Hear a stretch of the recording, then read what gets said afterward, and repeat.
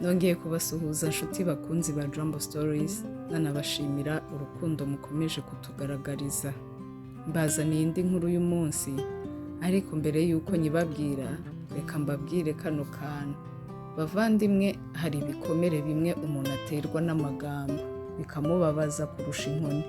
Hari n'abo ubuzima bugerageza kubumvisha ko nta gaciro bafite, nyamara mu maso y'Imana aribo bafite umugisha ukomeye kurusha uko babyibwira. Uyu munsi ngiye kubagezaho inkuru ibabaje ariko irimo isomo rikomeye ry'ubuzima. Ni inkuru y'umugabo wemeye gutakaza umuryango we kubera inyota yo gushaka icyo yatekerezaga ko ari cyo cyonyine cyari gifite agaciro. Tega amatwi iyi nkuru y'amarangamutima y'amasomo n'ibyiringiro. Reka twinjire mu nkuru yacu. Tugiye kuyibasangiza ndi Isimbi Diane Batsinda. Umugabo wirukanye umugore we n'abakobwa be kuko yifuzaga umwana w'umuhungu. Mu mudugudu muto wari uzengurutswe n'imisozi myiza n'amasambu yera cyane, habagamo umugabo witwaga Pawulo n'umugore we Aline. Bari bazwi nk'umuryango wishimye kandi wiyubashye. Pawulo yari umuhinzi ukomeye, afite amatungo menshi n'inzu nziza kurusha iz'abandi benshi muri ako gace. Aline yari umugore ugira umutima mwiza, yakoraga uko ashoboye kugira ngo urugo rwabo ruhore rutunganye. Buri gitondo yazindukaga ategura amafunguro, agakora amasuku, akita ku matungo ndetse agafasha umugabo we mu mirimo y'ubuhinzi. Igihe bashyingiranwaga, Pawulo yari yarasezeranyije Aline ko azamukunda ibihe byose.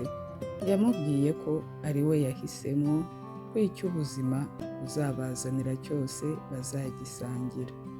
Aline yaramwenyuye, yumva abonye umugabo uzamuba hafi iteka. Hashize umwaka umwe, Aline asama inda yabo ya mbere.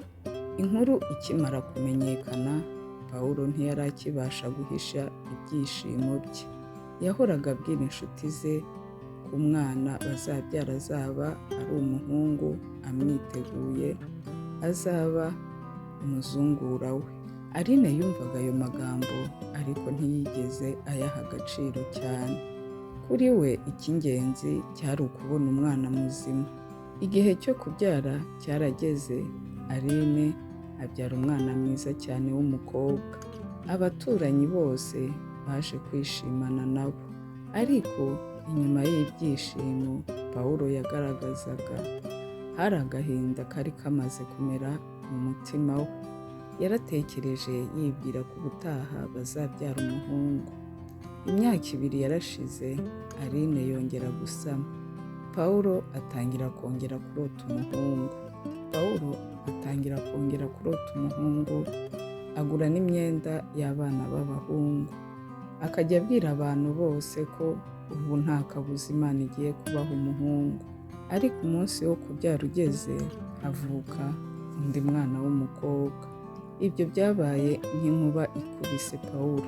Nubwo atigeze abivuga ku mugaragaro, umutima we watangiye guhinduka. Yagabanyije urukundo yahaga umugore we, agabanya igihe cyo gukina n'abana. Yatangiriye mbese ku bintu bito, ariko uko iminsi yagendaga ishira, urukuta rwari hagati yabo rwakomezaga kuzamuka. Hashize imyaka mike, Aline yongeye gusama ku nshuro ya 3. Uwo munsi Pawulo yari yarawutegereje nk'umuntu utegereje igitangaza. Yarasenze, atanga amaturo, yizeye ko Imana itamwima icyo yifuza. Ariko igihe umwana yavutse, yaje nanone ari umukobwa. Mu cyumba cyo kubyariramo habayemo ituze rikomeye. Aline yari afite amarira y'ibyishimo kuko yari abonye umwana muzima. Ariko Pawulo ntiyashoboraga no kureba uwo mwana. Yasohotse mu bitaro nta jambo avuze. Kuva uwo munsi ibintu byarahindutse burundu. Yatangiye kuvuga amagambo akomeretsa umugore we, akamubwira ko ari umuvumo mu rugo rwe, ko adashobora kumuha umuhungu n'umwe, abantu ko bazamuseka. Aline byageraga nijoro akarira abandi baryamye. ntabwo yababazwaga n'ubukene, yababazwaga no kubona umuntu yakundaga amuhinduka.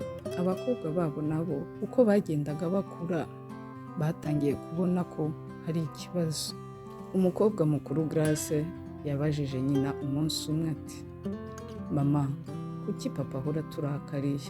Aline yumvishe umutima we umenetse, aramuhobera aramubwira ngo, mwana wanjye, ntabwo mufite ikibazo, muri impano Imana yampaye.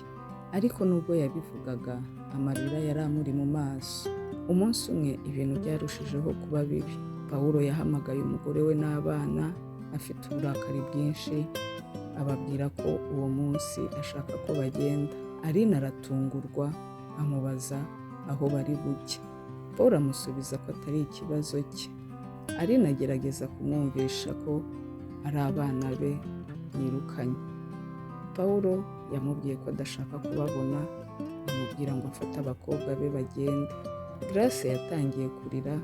Sara afata umwenda wa se abaza Aline ati, mama, natwe turagenda? Alice wari muto cyane ntiyumvaga ibibaye, yarebaga se afite ubwoba. Ariko Pawulo yanze kuva ku izima, arabirukana. Aline afata utwenda duke yari afite, afata abakobwa be, asohoka muri rwa rugo bari barubatse n'inzozi zabo. Nta n'umwe wabaherekeje, nta n'umwe wabagaragarije impuhwe. Pawulo amaze gukinga urugi, Grace yarahindukiye areba inzu, abaza nyina ngo, mama, tuzagaruka? Aline ahisha amarira, aramubwira ngo, yego mwana wanjye, ariko tuzagaruka twaratsinze. Ayo magambo yabaye intangiriro y'urugendo rwari rugiye guhindura amateka yabo. Baragiye batangira ubuzima bushya. Hari iminsi baryamaga nta funguro bafite, hari iminsi bakoraga urugendo rurerure bashaka amazi, hari n'igihe abana bajyaga ku ishuri nta nkweto. Ariko Aline ntiyigeze areka kwizera. Yabwiraga abakobwa be buri munsi ko abantu bashobora kubambura ibintu byose, ariko badashobora kubambura ubwenge.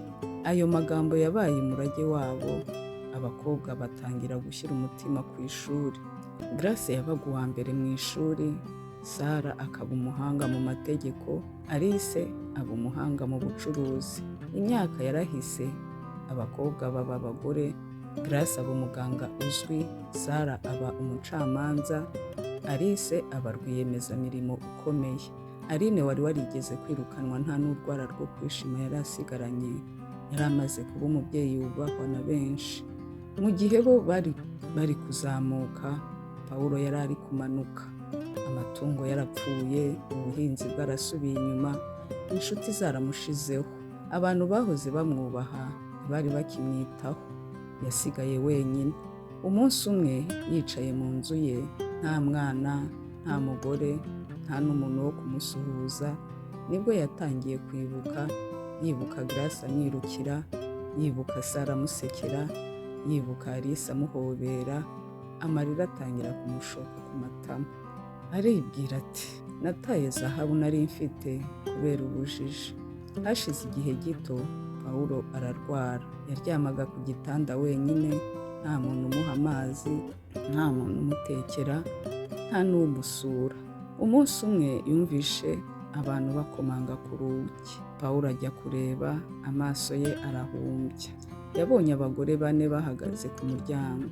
Abo bagore yari Aline, Grace, Sara na Alice. Pawulo yatangiye kurira nk'umwana, arababaza ngo mwaje? Grace yaramwenyuye, aramubwira ngo twaje kugusura papa. Pawulo aramubaza ngo na nyuma y'ibyo nabakoreye? Sara aramusubiza ati, yego, kuko kutakubabarira byari kutugira uwo wari we. Pawulo yararize cyane, nibwo bwa mbere yari yumvisha uburemere bw'ikosa yakoze. Alice yegereye Pawulo aramubwira ngo, papa, twari dukeneye urukundo rwawe kuruta uko wari ukeneye umuhungu.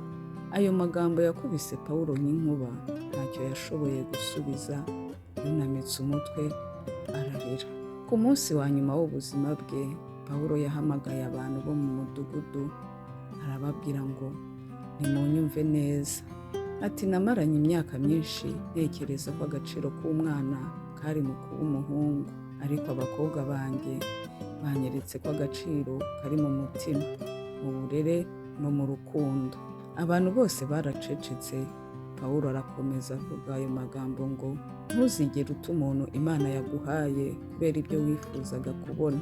Hari igihe ushobora gutakaza igitangaza wari ufite uri gushaka igitangaza utekereza ko kitaraza. Ayo yabaye amagambo ya Paul. Pawulo yirukanye abakobwa ko yabonaga ko nta gaciro bafite. Nyuma y'imyaka myinshi nibo bagarutse gukiza ubuzima bwe. Icyo yanze nicyo cyabaye umugisha we. Icyo yashakaga ntiyigeze akibona. Nshuti bakunzi, inkuru yacu ni ahangaha igarukiye. Mwumvishe inkuru ya Pawulo na Aline. Harimo isomo rikomeye cyane kuko hari abantu benshi muri iki gihe bacibwa intege, bagasuzugurwa, bagatereranwa cyangwa bakirukanwa bazira ibintu batigeze bihitiramo. Hari abagore bashinjwa kutabyara abana b'igitsina runaka. Hari n'abana babuzwa urukundo rw'ababyeyi babo. Hari n'abantu babwirwa ko nta gaciro bafite. Ariko ubuzima bufite uburyo bwabwo bwo gusubiza ibintu ku murongo. Icyo abantu bita ubusembwa, Imana ishobora kugihindura umugisha. Icyo abantu bita intege nke, Imana ishobora kugihindura imbaraga. Icyo abantu banga uyu munsi, ejo gishobora kuba ari cyo bazashakisha barira. Burya ntukigere usuzugura umuntu kubera ibyo adafite, kuko ejo ushobora kuzakenera ibyo afite. Abana si umugisha bitewe n'igitsina cyabo, baba umugisha bitewe n'umutima, uburere n'indangagaciro bafite. Hari abantu wirukana mu buzima bwawe utekereza ko ari umutwaro, nyuma y'imyaka ugasanga aribo bari batwaye umugisha wawe. Pawulo yashakaga umuzungura. Imana yari yaramaze kumuha abazamuha izina ryiza kurusha umuzungura yashakaga. Iyo Imana iguhaye impano, ntukayipime uko isa, uzayipime icyo ishobora kuzavamo. Niba nawe uri nka Aline, wararenganye, warasuzuguwe, waratereranywe cyangwa ubona ubuzima bwarakurenganyije, ibuka ko amateka yawe atarangirira aho abantu bagusize. Abantu bashobora kugufungira imiryango, ariko ntibashobora gufungira Imana inzira. Abantu bashobora kuguca intege, ariko ntibashobora guhagarika umugambi Imana ifite kuri wowe.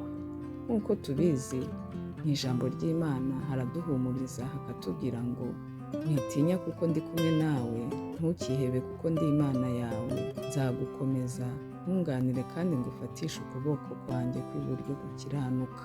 N'iyo warira mu ijoro nk'uko Aline yariraga, ibuka ko Imana ibara amarira yawe yose kandi nta na rimwe iba yibagiwe abana bayo. Aline yirukanywe nk'udafite agaciro, ariko imyaka yerekanye ko atari we wari ikibazo. Ikibazo cyari mu maso y'uwari wanze kubona agaciro kari imbere ye. Kandi mwibuke ko iyo abantu bakwanga, ntibisobanura ko Imana yakwanze. Hari igihe Imana ikwimura ahantu bakwirukanye kugira ngo ikujyane aho umugisha wawe uri.